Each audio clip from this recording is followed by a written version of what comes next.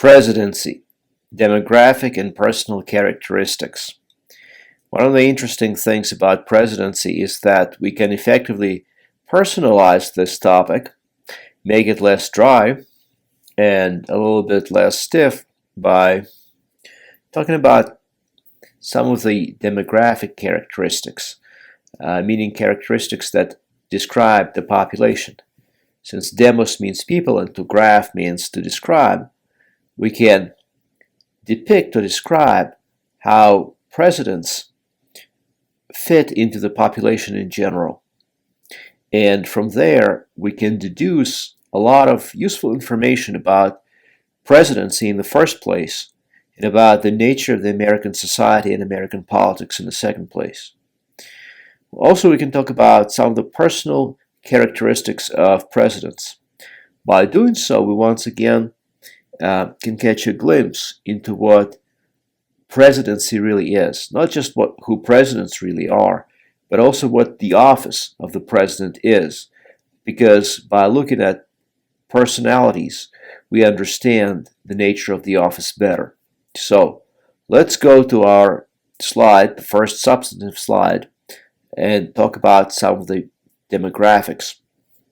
If you talk about presidents from George Washington to Barack Obama, that is to say, from 1789 through 2016, you talk about 43 presidents, not 44. Barack Obama is called the 44th president because Grover Cleveland, who was president in the 19th century, in the second half of the 19th century, was elected to that office twice. He was elected, then he lost the next election to Benjamin Harrison, and then he defeated Harrison at the election after that. So Grover Cleveland counts twice. That's why we say that there have been 44 presidents from 1789 and through 2016. In actuality, there have only been 43. All presidents have been men. All but one were white. All were Christian, with the possible exception of Thomas Jefferson, who is sometimes called a deist. Thomas Jefferson believed that Jesus Christ was the best moral example ever, but Thomas Jefferson could not accept the miracles of the New Testament. He wrote his own version of the New Testament called Jefferson's Bible. So some people say Jefferson is best characterized, more accurately characterized, as a deist and not as a Christian. And then we see that, over the last 7 decades or so, everyone has had a college degree. Harry Truman is the last president not to have a college degree. And of course, Truman was elected in 1948. So it's been a while.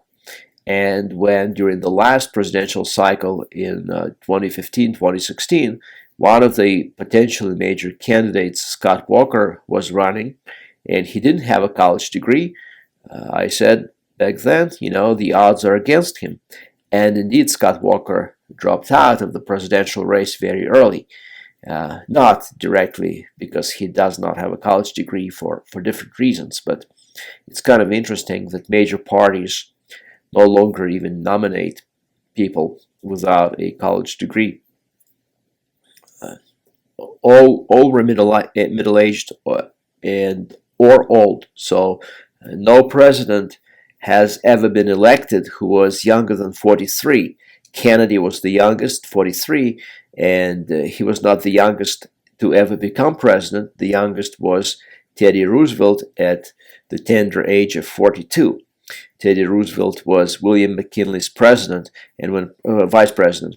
And when President William McKinley was assassinated in Buffalo, New York in September of 1901, he was succeeded by the young Theodore Roosevelt. Now, all had prior government experience. That's very important. So most presidents have in fact been governors or senators or vice presidents or generals before they became president. So, for example, George Washington, Abraham Lincoln, Zachary Taylor, William Henry Harrison. Uh, well, Lincoln doesn't belong in this group, does he? It's just Washington, Taylor, William Henry Harrison, Dwight Eisenhower. These have been generals, but many have been vice presidents. For example, John Tyler, George Bush Sr., etc. There have been a lot of senators as well. Barack Obama would be an example. Lyndon Johnson is another example. And of course, there have been a lot of governors like George W. Bush, Bill Clinton, or Jimmy Carter. Presidential family ties is quite interesting because what seems to have happened in American history is that we created a dynastic succession of sorts, even though we do not call them dynasties, and even though we even deny that we are seeking dynasties. In fact, we have created a lot of dynasties. There have been two sets of father and son, Presidents John Adams, the second president, and John Quincy Adams, the sixth president. George Herbert Walker Bush, the 41st president, and of course his son, George W. Bush, the 43rd president. We also have one set of grandfather-grandson, that's William Henry Harrison, the 9th president, and Benjamin Harrison, whom I already mentioned during this presentation, the 23rd president. And we also had second cousins, James Madison and Zachary Taylor. We also had distant cousins, Teddy Roosevelt and Franklin Delano Roosevelt. So a lot of presidents have been more or less closely related to each other. That's quite a lot. So 4 out of 44 father and son, and then additional 2 you have grandfather-grandson, that's 6, and then cousins, Madison and Taylor, that brings it to 8. So a lot of presidents, 8 presidents, have been very closely related to one another. That's quite remarkable. Success versus failure. Now, most historians and political scientists have developed a set of characteristics, and 4 characteristics stand out. The importance of these 4 can be ranked ordered pretty much any way that one wants, but almost all political scientists and historians would acknowledge that all of these 4 are important in terms of judging success or failure of a presidential term. So one characteristic would be how well or how badly the president performed during a crisis. A crisis can be a war, can be an economic recession or depression, and of course, presidents that stand out in this respect would be Lincoln, Washington, Franklin Delano Roosevelt. Yeah, the second criteria is how effective president has been in working with Congress in getting things done. So if president wants to leave a mark, if president wants to leave a legacy, then he has to work with Congress effectively. Otherwise, the most he can achieve is issue some executive orders that do not survive much beyond his own presidency, that are repealed. So working with Congress is very important if one wants to get a lot of things done. Another factor is how president has been able to minimize corruption within his administration. It is important to note that corruption cannot be eliminated altogether. Corruption is a part of political life. No society has been successful in stemming all corruption out. However, some presidential administrations in the United States have been literally submerged in corruption, like the administration of Ulysses Grant, like the administration of Warren G. Harding, and some have been quite successful in fighting corruption. For example, Harry Truman, who was known to be practically incorruptible. So the less corruption you have, the more successful you are based on this criteria.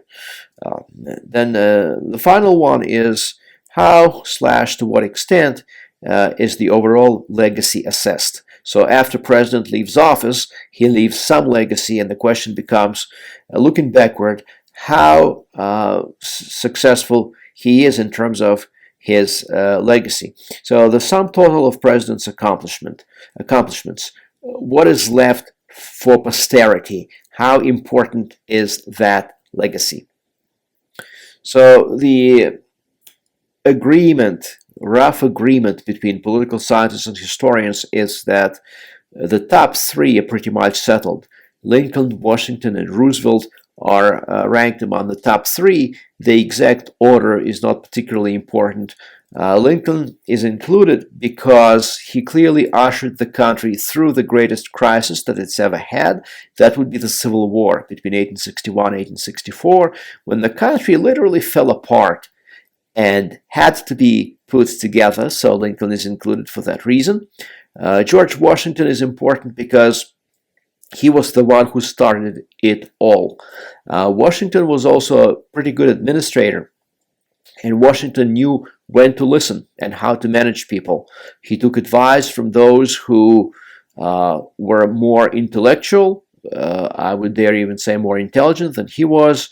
Thomas Jefferson, Alexander Hamilton, Hamilton being the Secretary of the Treasury, Thomas Jefferson, Secretary of State, the two rivals, two very different personalities with different visions, different political interests.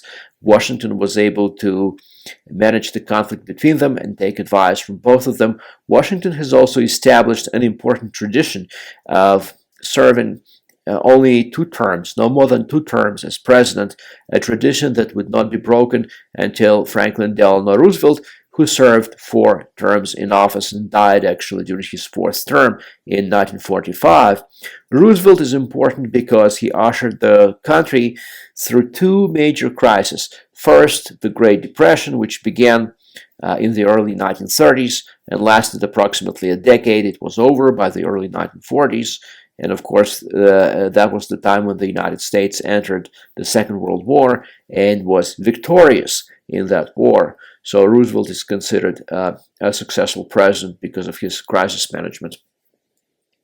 The exact rankings, as I said, is not particularly important. It can vary, but these are pretty much agreed upon as being among the top 3. Other successful presidents are Teddy Roosevelt, Harry Truman, Thomas Jefferson. Presidents who are occasionally ranked among the top 10 would be Eisenhower, Kennedy, Reagan, Andrew Jackson, and sometimes James Madison. In this regard, it is Dwight Eisenhower's rankings in particular, it was his prestige that has gone up in the minds of historians and political scientists in recent years. However, the survey typically puts Madison between 10 and 17 out of 43, and it would be 44 by now, right? But there have been a handful that put him between 8 or 9. James Madison, the writer of the Constitution, the primary writer of the Constitution, the primary author of the Bill of Rights, was a solid president, but not particularly great president in the eyes of political scientists and historians. Now, what about failures? James Buchanan, Warren Harding, Ulysses Grant, Andrew Johnson, Herbert Hoover are pretty much agreed upon as being failures. I would say that Harding and Grant because of rampant corruption in their administration, James Buchanan because he was weak, rudderless, and refused to address the growing clouds that would accumulate into the Civil War. Andrew Johnson because nobody liked him. Andrew Johnson literally had no friends in Congress. He was an accidental president. Abraham Lincoln replaced his vice president Hannibal Hamel and chose Andrew Johnson, a Southern Democrat, as his running mate in the 1864 election because Lincoln had fears that he might not be elected. But he was elected overwhelmingly, and after Lincoln was assassinated in April of 1865, Andrew Johnson became president, and since Congress was dominated by Republicans, in fact by radical Republicans, who disliked Johnson because he came from a slave-owning family, he was a Southerner, he was not seen as reliable, and of course Johnson did not like Congress back. Nothing much was getting done. There was no presidential leadership to speak of because Congress, the Republican Congress, led by radical Republicans, would not be led by a Southern Democrat. That was out of the question. The tension between the two branches eventually resulted in Andrew Johnson being impeached by the House of Representatives. The Senate failed to convict him by just one vote.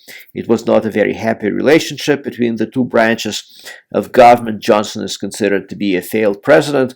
Herbert Hoover is considered a failed president because, although a nice man, he failed to address the coming of the Great Depression.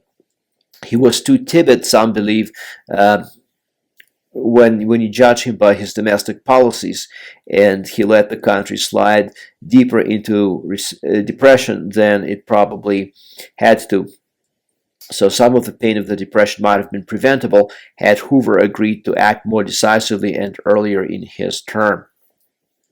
Now, recent surveys also put George W. Bush among failed presidents, but arguably some additional time has to elapse before we can do that. Bush is sometimes accused of acting rashly in terms of the wars, particularly the war in Iraq, and wars in Iraq and Afghanistan cumulatively have cost trillions of dollars with dubious results.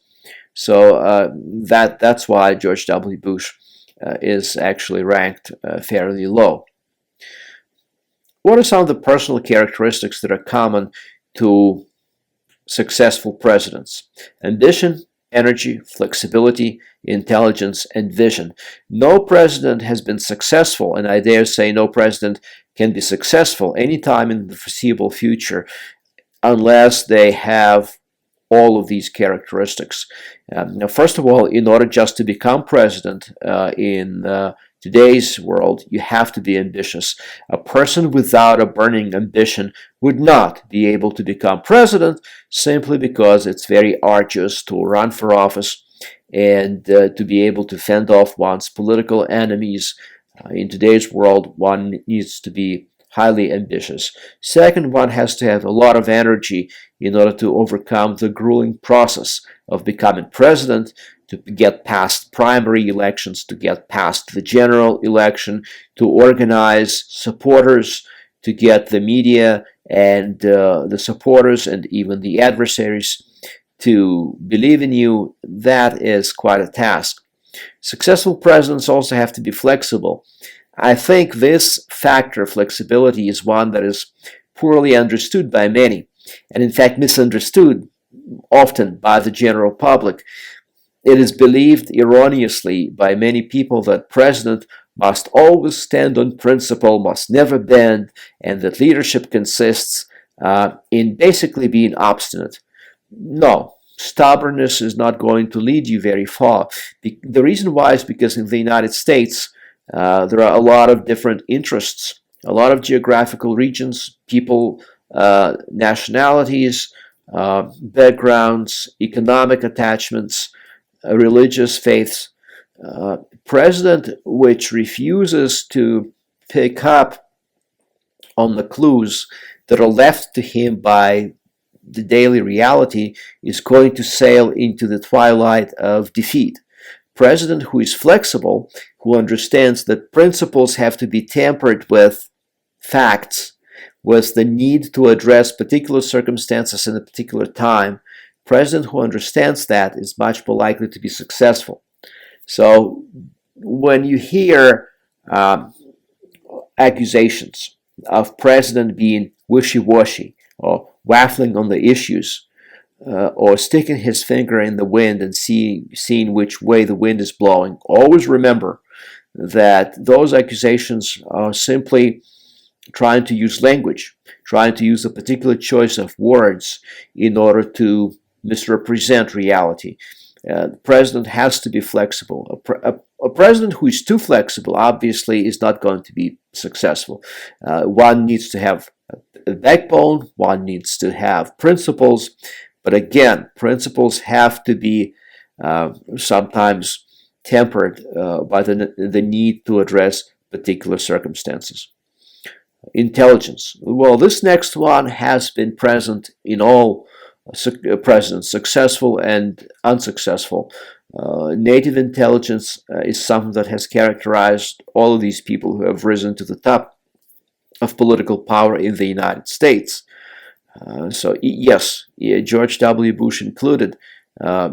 George W. Bush might have been lacking in curiosity, but there is a difference between willful ignorance and lack of intelligence. George W. Bush certainly did not lack intelligence. So never mistake obstinate pursuit of specific goals, even obsessive pursuit of specific goals or public policies, with lack of intelligence. They are not one and the same. And just because someone refuses to see the point that you're seeing, or because someone refuses to pursue policies that you think are absolutely needful, does not mean that that person is lacking in intelligence. And lastly, vision.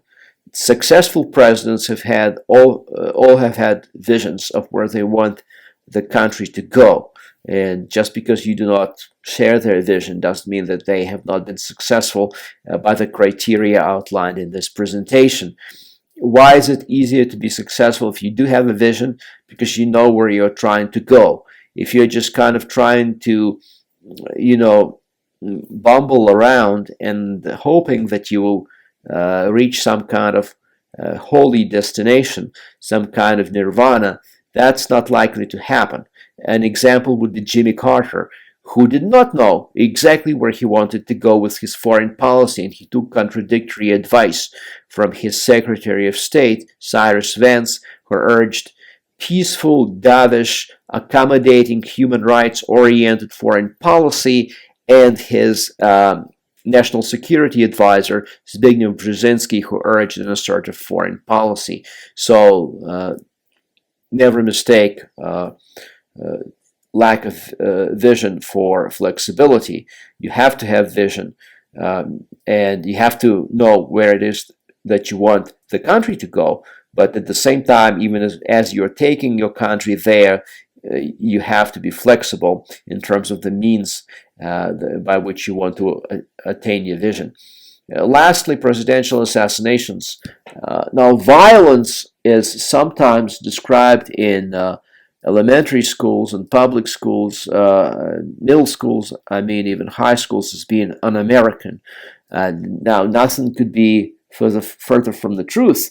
Violence is as American as apple pie, and it doesn't just occur in the movies. It's not a thing of popular culture alone. So, if you're watching like Friday the 13th movies, or if you're watching Nightmare on Elm Street, or whatever else, the Chainsaw Massacre, Texas Chainsaw Massacre, or the Halloween movies, the slasher movies, the horror movies aren't the only things of violence. Clearly, violence has been present in American society at the highest levels. So if you look at presidents, 4 have been assassinated, but there have been many more attempts that actually failed. The ones that have been assassinated are known to pretty much all adults. Abraham Lincoln in 1865, James Garfield in 1881, William McKinley in 1901, John F. Kennedy in 1963. But there have been many attempts. Just as I said, Gerald Ford, who only served 2 years as president, he has survived 2 different assassination attempts. Ronald Reagan survived an assassination attempt just 2 months into his first presidential term. In 1981, there was an assassination attempt against Reagan's successor, George Herbert Walker Bush, in Kuwait, when agents of Saddam Hussein traveled to Kuwait in order to try to blow him up. That assassination attempt failed. And then after Bush, there was an assassination attempt against President Bill Clinton, when Francisco Duran shot up the White House from a machine gun while standing on Pennsylvania Avenue. So there have been many, many assassination attempts, uh, but Lincoln was killed for political reasons by John Wilkes Booth, who couldn't forgive Lincoln for destroying Southern society. I mean, John Wilkes Booth was a very much proponent of slavery and a proponent of the distinct Southern society as it existed antebellum, before the Civil War. James Garfield was killed by Charles Guiteau, a disappointed office seeker who ambushed him at a train station and mortally wounded President Garfield. Charles Guiteau did so because he was disappointed that Garfield did not give him a job. William McKinley was killed for political reasons, was killed by an anarchist at the World Fair in Buffalo, New York in 1901. Leon Czolgosz was the assassin in that case, and John F. Kennedy was assassinated, we believe, by Lee Harvey Oswald. There have been a lot of conspiracy theories. Some of them have been made into movies, but we looked and we didn't find any additional gunmen. There was a sole gunman, and that was Lee Harvey Oswald, 24-year-old former Marine who shot and killed Kennedy. So I hope that this presentation has personalized for you some of the features of presidency, and you can understand the office of the president better by looking at the personal and demographic characteristics of presidents. Thank you.